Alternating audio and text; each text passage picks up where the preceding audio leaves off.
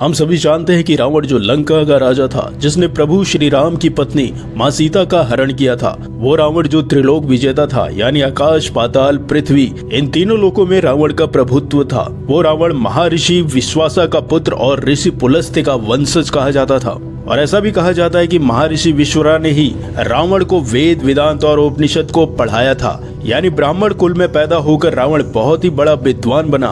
उसके जैसा विद्वान आज तक ब्रह्मांड के तीनों लोकों में कोई भी नहीं था, लेकिन अधर्म और मद के प्रभाव ने उसे असुर बना दिया। तो आज इस वीडियो के जरिए आपको रावण से जुड़े कुछ ऐसे रोचक तथ्यों के बारे में बताएंगे जिन्हें शायद आपने पहले कभी नहीं सुना हो।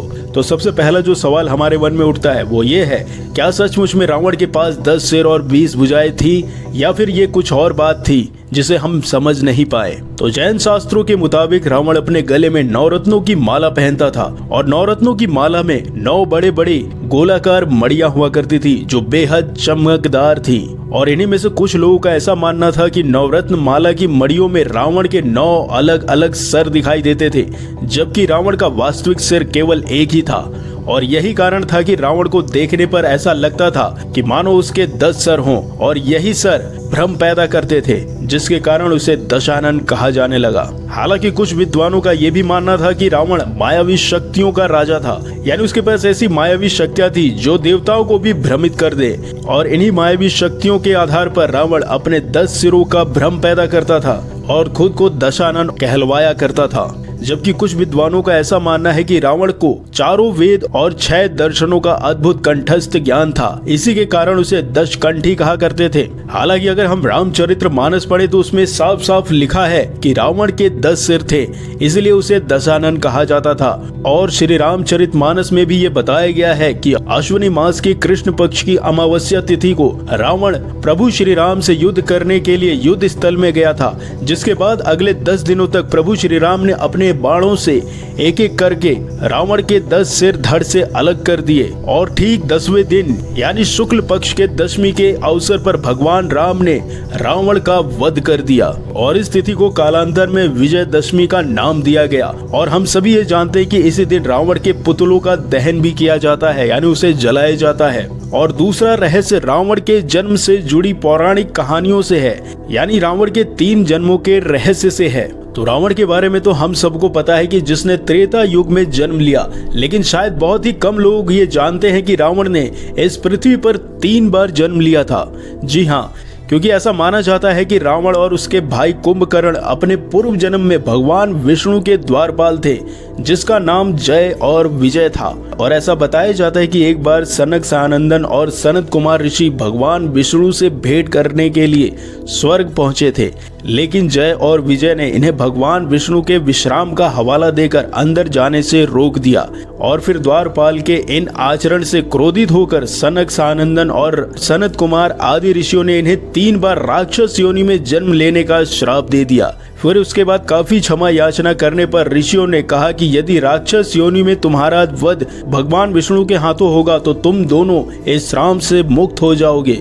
फिर इसके बाद ऐसा कहा जाता है कि रावण और कुंभकर्ण का पहला जन्म सतयुग में हुआ, जब दोनों भाई हिरण्याक्ष और हिरण्यकश्यप के रूप में पैदा हुए। और तब ऐसा कहा जाता है कि हिरण्याक्ष के कारण पृथ्वी पाताल लोक में डूब गई थी, जिसे बचाने के लिए भगवान विष्णु ने वराह अवतार लिया था और हिरण्याक्ष का वध किया, जबकि हिरण्यकश्यप का वध करने के लिए भगवान विष्णु ने नरसिंह का अवतार लिया था। और इस तरीके से इनकी मृत्यु हुई। फिर इसके बाद इन दोनों भाइयों का दूसरा जन्म रावण और कुंभकर्ण के रूप में हुआ, जो सभी को पता है। और ऐसा कहा जाता है कि रावण और कुंभकर्ण का तीसरा जन्म द्वापर युग में हुआ था, जहां वो मथुरा के नरेश, कंस और शिशुपाल के रूप में पैदा हुए थे। और इस जन्म में ही भगवान विष्णु ने श्री कृष्ण का अवतार लिया और दोनों का वध किया। उसके पश्चात ऐसा कहा जाता है कि वो इस श्राप से मुक्त हो गए। और अब बात करते हैं उस तीसरे रोचक तथ्य के बारे में जो रावण के बारे में है। ऐसा कहा जाता है कि जो रावण है उसे भगवान ब्रह्मा का वंशज कहा जाता है। यानी बहुत कम लोग ही ये जानते होंगे कि रावण ब्रह्मा जी के वंशजों में से एक है। यानी रावण के जो पिता थे, जिनका नाम महर्षि विश्वा, और उनके काका महर्षि अगस्त्य, दोनों ऋषि पुलस्त्य के बेटे थे। और ऋषि पुलस्त को पौराणिक कथाओं में ब्रह्मा जी का मानस पुत्र माना जाता है और इस कारण से ही रावण ब्रह्मा जी का ही एक वंशज कहा जाता है। और चौथा फैक्ट यह है रावण के बारे में कि कुंभकर्ण विभीषण के अलावा कुबेर को भी रावण का भाई कहा जाता है। यानी रावण के पिता महर्षि विश्रवा ने 2 विवाह किए थे और उनका पहला विवाह महर्षि भारद्वाज की पुत्री से हुआ था जिनका नाम इडविदा था। और ऐसा कहा जाता है कि धन और लक्ष्मी के जो लोकपाल कुबेर हैं उनका जन्म इन्हीं के गर्भ से हुआ था। और कुबेर की माता इलविदा को देववर्णी के नाम से भी जाना जाता था। और फिर महर्षि विश्रवा ने जो दूसरी शादी की उनका नाम था कैकशई और इनके बारे में कहा जाता है कि ये राक्षसी ताड़का और राक्षस राज सुमाली की पुत्री थी। यानी कैकशी के गर्भ से ही कुंभकर्ण विभीषण और रावण का जन्म हुआ था और इसी वजह से ही रावण और कुबेर सौतेले भाई थे जिनका जन्म पिता विश्वकर्मा की 2 अलग अलग पत्नियों से हुआ था। और 5वां इंटरेस्टिंग फैक्ट यह है रावण के बारे में कि ऐसा कहा जाता है कि रावण ने प्रभु श्री राम की विजय के लिए यज्ञ करवाया था।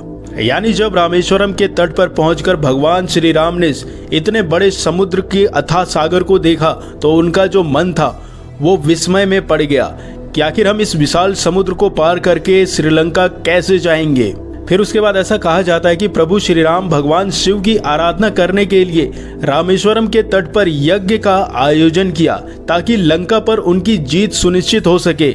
और ऐसा कहा जाता है कि प्रभु श्री राम ने यज्ञ करवाने के लिए रावण को आमंत्रण भेजा था और जब रावण को यह आमंत्रण मिला तो वो ब्राह्मण होने के नाते अपने नैतिक कर्तव्यों के निर्वहन के कारण प्रभु श्री राम को मना नहीं कर सका क्योंकि ये यज्ञ भगवान शिव को समर्पित था। और रावण को कहा जाता है कि वो भगवान शिव का बहुत बड़ा भक्त था और इस कारण भी रावण यज्ञ करने से मना नहीं कर सका। और इसके परिणाम स्वरूप हुआ ये कि रावण ने रामेश्वरम तट पर जाकर प्रभु श्री राम का यज्ञ अनुष्ठान करवाया था जबकि ये यज्ञ अनुष्ठान रावण को पराजित करने के लिए ही किया जा रहा था। और ऐसा कहा जाता है कि जब ये यज्ञ अनुष्ठान पूरा हो गया तो प्रभु श्री राम ने रावण के चरण स्पर्श किए और उनसे विजय होने का आशीर्वाद भी मांगा। और इस पर आश्चर्य की बात यह है कि रावण ने उन्हें तथास्तु कहकर आशीर्वाद भी दिया कि आप युद्ध जरूर जीतेंगे। और छठा फैक्ट रावण के बारे में यह है कि रावण के बारे में ऐसा कहा जाता है कि रावण को वीणा बजाने में महारत हासिल थी। यानी आप जानकर चौंक जाएंगे कि रावण के द्वारा ही वीणा का आविष्कार किया गया था और उसको एक सच्चा संगीत प्रेमी भी बताया जाता है और अपनी आध्यात्मिक शांति के लिए वो अक्सर वाद्य यंत्रों को बजाया करता था और संगीत को भी सुना करता था। और 7वां फैक्ट यह है कि ऐसा कहा जाता है कि रावण काल विजयी था। यानी ऐसा कहा जाता है कि रावण अपनी विद्या और असुरी शक्तियों में इतना ज्यादा अहंकार में डूबा रहता था कि तीनों लोकों में उसकी असुरी शक्तियों का प्रभुत्व था और देवतागण भी रावण से हमेशा भयभीत रहा करते थे। और एक बार रावण ने जब यमलोक पर आक्रमण कर दिया था तो रावण और यमदेव के बीच बहुत ही घंघोर संग्राम हुआ और इस संग्राम के दौरान क्रोधित होकर यमदेव ने रावण के वध के लिए काल दंड हाथ में उठा लिया। लेकिन उसी समय ब्रह्मा जी प्रकट हो गए और उन्होंने यमराज को अपने वरदान के बारे में बताया। यानी ब्रह्मा जी की आज्ञा मानकर यमराज ने अपना काल दंड वापस ले लिया और फिर उसके बाद रावण अपने आप को कालजयी मानने लगा। और 8वां फैक्ट यह है कि ऐसा कहा जाता है कि उसने शनि देव को बंदी बनाया था। यानी वाल्मीकि रामायण और रामचरितमानस और राधेश्याम रामायण के अनुसार एक बार शनिदेव रावण के पास ये बताने आए थे कि उनकी कुदृष्टि रावण पर पड़ने वाली है जिसके बाद 7.5 की शुरुआत हो जाएगी। और फिर 7.5 लगने की बात सुनते ही रावण क्रोध से लाल हो उठा और उसने तुरंत शनिदेव को अपना बंदी बना लिया। उसके बाद ऐसा कहा जाता है कि बाद में जब हनुमान जी लंका आए और लंका दहन के दौरान उन्हें पता चला कि शनि देव रावण द्वारा बंदी बनाए गए हैं तो उन्होंने शनि देव को आजाद करवाया। इसके बाद में शनि देव ने लंका दहन में हनुमान जी की भी मदद की थी। और 9वां फैक्ट यह है कि वो ग्रह नक्षत्रों की स्थिति को बदल देता था। यानी ऐसा कहा जाता है कि रावण ये चाहता था कि उसके कुल का पतन कभी ना हो, इसीलिए वो ग्रह नक्षत्रों को भी अपनी स्थितियों के अनुसार बदल देता था और बदलने में मजबूर भी कर देता था क्योंकि वो सभी 9 ग्रहों को अपना बंदी बना चुका था। और ऐसा कहा जाता है कि जन्म के पहले जब रावण का बेटा मेघनाथ उसकी पत्नी मंदोदरी के गर्भ में था तो रावण ने उसे अमर बनाने के लिए ग्रहों की स्थितियों को काबू में लाने की कोशिश की। और उसके बाद ऐसा कहा जाता है कि सारे नक्षत्र इतने भयभीत हो गए कि वो रावण के दिए हुए आदेशों का पालन करने में लग गए और एक ही स्थिति में आ गए। लेकिन शनिदेव ने इस बात की गंभीरता समझते हुए रावण के आदेश के विपरीत जाकर अपनी स्थिति बदल दी, जिसके कारण रावण अपनी मंशा में असफल हो गया। फिर उसके बाद आपको पता ही है कि रावण शनिदेव से भी रुष्ट हो गया और उनको बंदी बना लिया। और अब बात करते हैं उस आखिरी फैक्ट के बारे में जो सबसे महत्वपूर्ण है। वो ये है कि रावण के बारे में ऐसा कहा जाता है कि उसने कई ग्रंथों की रचनाएं की थी।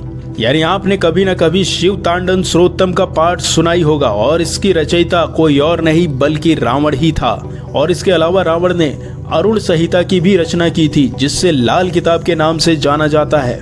और इस किताब में मुख्य रूप से जन्म कुंडली और हस्तरेखा के बारे में जानकारियां दी गई हैं। और आपको ये जानकर हैरानी होगी कि रावण ने ही रावण संहिता की रचना की थी, जिसमें ज्योतिष विज्ञान और उससे जुड़ी हुई जानकारियों का भंडार माना जाता है। तो ये जानकारी थी उस रावण के बारे में जिसे विद्वान बोला जाता था, लेकिन उसने अधर्म का रास्ता चुना और उसका पतन होते चले गया। तो अगर आपको ये जानकारी अच्छी लगी तो इस वीडियो को लाइक, शेयर और सब्सक्राइब करिए।